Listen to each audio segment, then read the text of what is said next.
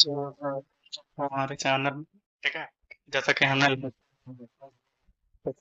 Memory unit के बारे में, ठीक है, कौन कौन सी कितनी कौन कौन सी मेमोरी होती है, तो प्राइमरी और सेकेंडरी मेमोरी होती है। तो आज की हम इस वीडियो में देखेंगे प्राइमरी मेमोरी यानी कि इंटरनल मेमोरी, ठीक है।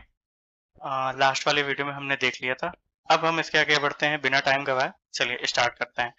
Primary memory, internal memory, primary memory store, primary storage so known as main memory, ठीक है। जो हमारी प्राइमरी स्टोरेज होते हैं यानी टेम्परेरी जो स्टोरेज होती हैं उसे हम कहते हैं मेन मेमोरी, ठीक है। Is the component of the computer that hold data progress and instruction that are currently in use, ठीक है। वो उन्हीं प्रोग्राम्स और निर्देश को, ठीक है, करंटली यूज में दिखाते हैं, ठीक है, जो हम करंटली यहाँ पर यूज करते हैं, ठीक है। सिस्टम में होल्ड की रखते हैं हमारे डेटा को। हम एमएस वर्ड जैसे ओपन कर लिया, डॉक्यूमेंट ओपन कर लिया, तब तक के लिए वो दिखाते हैं, ठीक है। Primary storage is located on the motherboard, it directly access by UP CPU, ठीक है। प्राइमरी जो स्टोरेज होती है, ठीक है, वो सीधा हमारे मदरबोर्ड के जुड़ी होती हैं। कहाँ पे? डायरेक्टली एक्सेस बाय यूपी, जो यूपी डायरेक्टली एक्सेस होता है उसका सीपीयू से। मतलब सिर्फ कहने का ये है, ठीक है, ऐसी मेमोरी, ठीक है, जहाँ पे डेटा को सिर्फ टेम्परेरी स्टोर किया जाता है, ठीक है। जब तक हम उस पर काम करते हैं तब तक काम करते हैं, जैसे ही हमारा सिस्टम, ठीक है, ऑटोमेटिकली स्विच ऑफ हो जाता है या शट डाउन हो जाता है, तो वो हमारा डेटा ऑटोमेटिकली इरेज्ड हो जाता है, ठीक है, बिना सेव किए, ठीक। चलिए अब हम इसके आगे देखते हैं। इट इज टू टाइप, ठीक है। कितने तरीके के होते हैं मेरे हमारी प्राइमरी मेमोरी? दो तरीके की, रैम और रोम, यानी रैंडम एक्सेस मेमोरी, रैंडली मेमोरी, ठीक है, मेमोरी। चलिए देखते हैं रीड ओनली मेमोरी और रैम रैम क्या होता है, ठीक है, रैंडम एक्सेस मेमोरी। चलिए पहले देखते हैं रैंडम एक्सेस मेमोरी। इस मेमोरी ऑफ कंप्यूटर, ठीक है, ये हमारी होती है which it active task and, ठीक है, ये इसका यूज वहीं पे किया जाता है जहाँ पे जो सारे काम एक्टिव होते हैं, एक्टिव टास्क होते हैं और एप्स होते हैं, एप्लीकेशन होते हैं। None of your program file games और स्ट्रीम, ठीक है, कोई भी फाइल हो सकती है जिसमें प्रोग्राम्स है, फाइल्स है, गेम्स है, स्ट्रीम्स है, ये सारी चीजें आपकी, ठीक है, मेन मेमोरी से रैम से जुड़ी हुई रहती हैं। Or when we system all data will be stored into the memory, ठीक है। जब हम इस पे काम करते हैं, ठीक है, तो हमारे जो सारा डेटा है वो हमारे मेमोरी में स्टोर होती है। This memory store the data until the computer, ठीक है, ये जो मेमोरी हो लेकिन ये जो मेमोरी होती है हमारे डेटा को स्टोर तब तक करती है जब तक कंप्यूटर हमारा स्विच ऑफ नहीं होता, ठीक है। जैसे ही हमारा स्विच ऑफ नहीं होता, जैसे ही हमारा सिस्टम स्विच ऑफ हो जाएगा, ऑटोमेटिकली सारे के सारे डेटा जो है हमारे, ठीक है, यहाँ पे देखिए लिखा हुआ our all data will be erase, ठीक है। जब तक हमारे सिस्टम ऑन है तब तक ही हमारा डेटा रहेगा, लेकिन जैसे ही हमने मतलब स्विच ऑफ हो गया या लाइन कट गई या अदर कोई भी चीजें हो जाती हैं, ठीक है, तो हम सारा का सारा डेटा इरेज हो जाता है ऑटोमेटिकली, ठीक है, अगर हमने उसे सेव नहीं किया है तो, ठीक है। It is called volatile memory, इसको हम मेमोरी कहते हैं। Any information can be read and right by the RAM, ठीक है, कोई भी ऐसी इंफॉर्मेशन हो जैसे हमें रीड करना है या लिखना है तो हम रैम के ही थ्रू करते हैं, ठीक है। चलिए अब आगे बढ़ते हैं, रोम के बारे में पढ़ते हैं, ठीक है। रोम क्या है हमारा? As the name suggested this memory can only, nothing can be write into this memory, ठीक है। इसके नेम से ही पता चल जाता है हमें कि ये हमारी जो मेमोरी होती है सिर्फ रीड करने के लिए होती है, इसको, ठीक है, राइट करने के लिए यूज नहीं किया जाता है। नॉन वोलाटाइल मेमोरी, ये जो मेमोरी होती है हमारी नॉन वोलाटाइल मेमोरी होती है, ठीक है। नॉन वोलाटाइल डेटा होता है, ठीक है, बंद हो जाने के बाद वो हमारे डेटा वहां पर मिल जाएंगे, ठीक है, इसे कहते हैं हम non volatile memory. It means computer is or off, there will be effect on data stored in the ROM, ठीक है। मतलब यहाँ पे सेव यही है, मतलब वही बात हुई, ठीक है। अगर हमारा सिस्टम ऑन है या स्विच ऑफ है, ठीक है, इससे हमारी फाइल पे कोई इफेक्ट नहीं करेगा, वो सारे डेटा हमारे रोम में, ठीक है, स्टोर कर दिए जाते हैं। रोम कंटेन दी, ठीक है, हम है BIOS को पहले ऑन करता है यानी बेसिक इनपुट सिस्टम को, which are the firmware for the motherboard, ठीक है, जो हमारे मदरबोर्ड के फर्मवेयर से जुड़ा होता है, ठीक है, उससे हम बूट करने में आसानी होती है। चलिए अब इसके आगे सेकेंडरी मेमोरी, सेकेंडरी मेमोरी के बारे में। चलिए अब हम पढ़ते हैं यहाँ पे सेकेंडरी मेमोरी के बारे में। सेकेंडरी मेमोरी यानी एक्सटर्नल मेमोरी, ठीक है। यहाँ पे एक्सटर्नल का मतलब होता है जो मेमोरी, ठीक है, जैसे मान लीजिए हमने कौन सा 24 का, ठीक है, स्टोरेज लगाया हुआ है, बट अब हम चाहते हैं कि हमारा जो स्टोरेज है 1 TB तक चल जाए, ठीक है। तो उसके लिए हम क्या करेंगे, मेमोरी को वहां से 5 GB को जीबी की जगह स्टोर किया जा सकता है, ठीक है, हार्डवेयर के थ्रू। ये होता है एक्सटर्नल, ठीक है। Secondary memory is termed as external memory, ठीक है। सेकेंडरी मेमोरी भी एक तरीके से हमारी एक एक्सटर्नल ही मेमोरी होती है, ठीक है। Secondary storage memory fixed removable, ठीक है। जो हमारी सेकेंडरी स्टोरेज होती है, मेमोरी होती है, ठीक है, उसको हम फिक्स भी कर सकते हैं और, ठीक है, रिमूव भी कर सकते हैं, मतलब पे अपने स्टोरेज को, डेटा को बढ़ा सकते हैं वेब के थ्रू।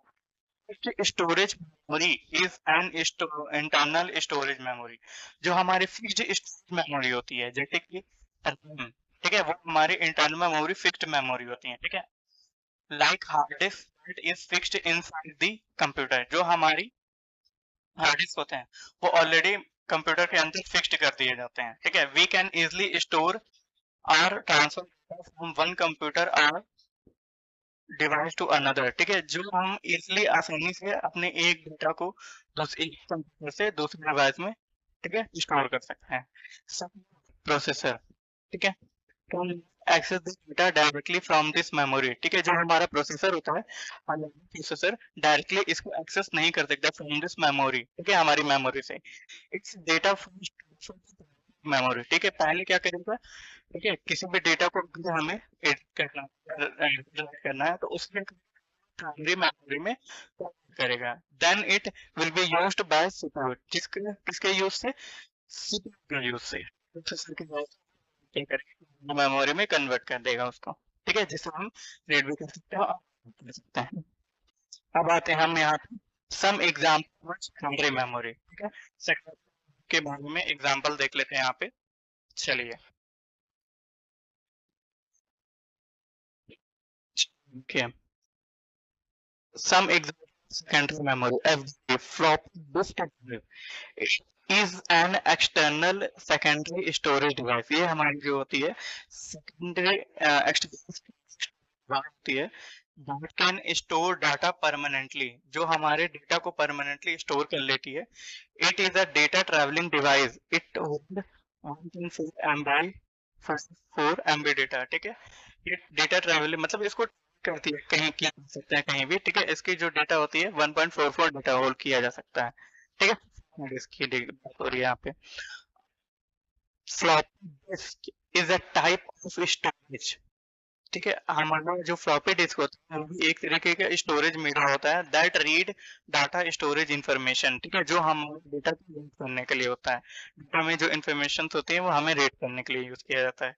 ऑल्सो नोन एज डिस्केटिंग, ठीक है, जिसको हम डिस्केटिंग भी कहते हैं, ठीक है। इट वाज एक्सट्रीमली एक्सपेंसिव, ठीक है, ये थोड़े महंगे पड़ते हैं as it was one of the first types of hardware storage, ठीक है, ये थोड़े महंगे पड़ते हैं। It was one of the first types of hardware storage, जो हमारा पहला हार्डवेयर स्टोरेज था क्रिएटेड था, उसको कब बनाया गया था, 1961 में, किसके द्वारा, आईबीएम के द्वारा, ठीक है। Which could read write a portable, ठीक है, जिसको हम रीड भी कर सकते थे, राइट भी कर सकते थे और कहीं ले भी जा सकते थे, ठीक है। ये होता है हमारा फ्लॉपी।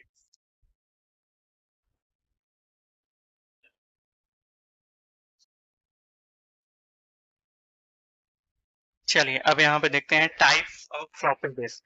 8 इंच, ठीक है, the 8 inch floppy disk were available in the market इन 1978, 1970 से 1980 तक, ठीक है, जो हमारे 8 इंच के फ्लॉपी डिस्क थे, ठीक है, वो अवेलेबल थे कौन से ईयर की मार्केटिंग में, 1970 से लेके 1980, यानी 1970 से लेके 1980 के बीच में, ठीक है। This floppy disk store the data from 100 KB to 250 KB, ठीक है। इस फ्लॉपी डिस्क में, उस टाइम के फ्लॉपी डिस्क में जो डेटा स्टोर किए जाते थे वो डेटा स्टोर किए जाते थे 100 KB से लेकर 250 KB तक, यानी किलोबाइट तक, ठीक है।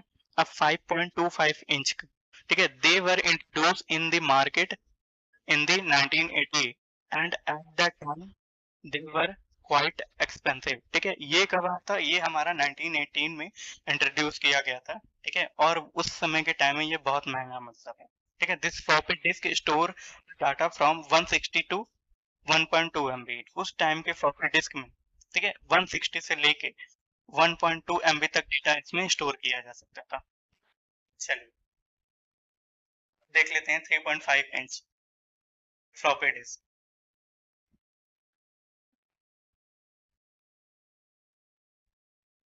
ठीक है, they were first introduce in the market. ठीक है, ये इस तरीके की क्या बोलते, they were first introduce in the market by IBM। ठीक है, इस तरीके की फ्लॉपी डिस्क, ठीक है, IBM के थ्रू बनाई गई थी, यानी जिसका नाम है इंटरनल बिजनेस मशीन। ठीक है, ईयर इन द ईयर 1984। ठीक है, capacity capacity is 700 KB to 1.4 MB। ठीक है, इसकी जो कैपेसिटी होती है वो कितनी होती है, मतलब स्टोरेज करने की क्षमता 700 KB से लेके 1.4 MB तक की होती है। ठीक है, आज की टॉपिक में इतना ही था। ठीक है, फ्लॉपी डिस्क के बारे में कि कितने तरीके की फ्लॉपी डिस्क होती हैं, कितने स्टोरेज किए जाते हैं, कब कौन से ईयर में कितने स्टोरेज को यूज करता था।